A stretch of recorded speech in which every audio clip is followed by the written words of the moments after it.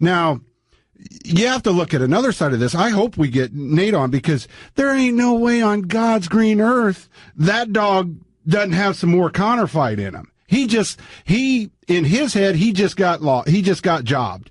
And if you ask 100 people, probably 48 of them are going to go one way with who won that fight, and 52 are going to go the other way. And sure. I agree both sides. But the one thing that 100% of the fans should be screaming at right now is let's run it back. And I don't care if those guys fight every 4 months for the next 4 years. Yeah.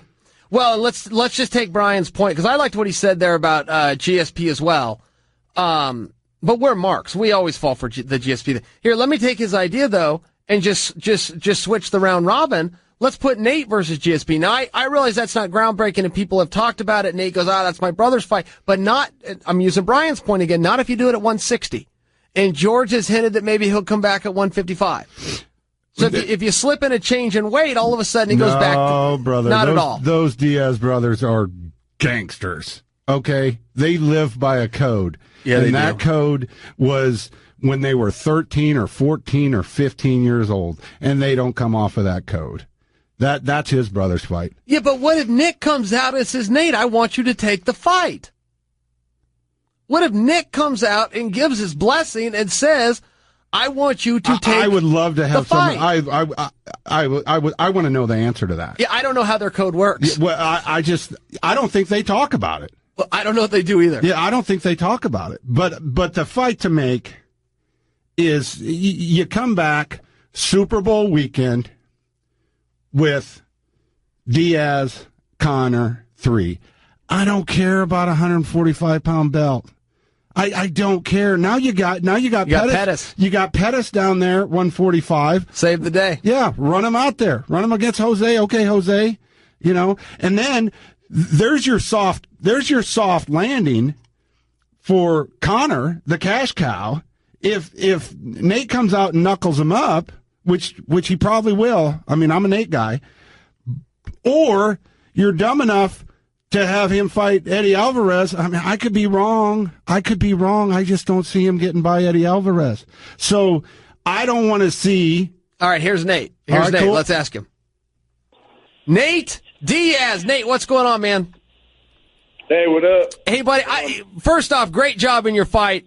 I don't know that you lost, Seth. I know whose hand they raised. I don't know, man. That fight could have gone. That could have gone any which way. So congratulations on that. Yeah, thank you. Thank you very much. All right, listen, everybody's going to ask you, but I'm not going to be any different, man. Part 3. I mean, what's the deal? We got blockbuster numbers on this. We got you saying yes. We got Conor saying yes.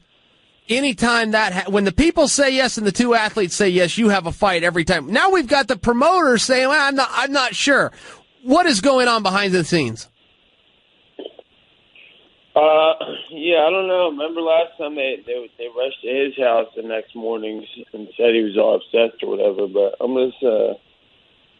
was pretty crazy about it for a couple days. But it's whatever to me, I won the fight. I think, and I'm not like jumping for joy for round 3. I think I beat him twice, and it's 2-0 as far as I'm concerned. And if they're going to want to do it down the road, I don't know. But I'm not in a hurry. It's all good.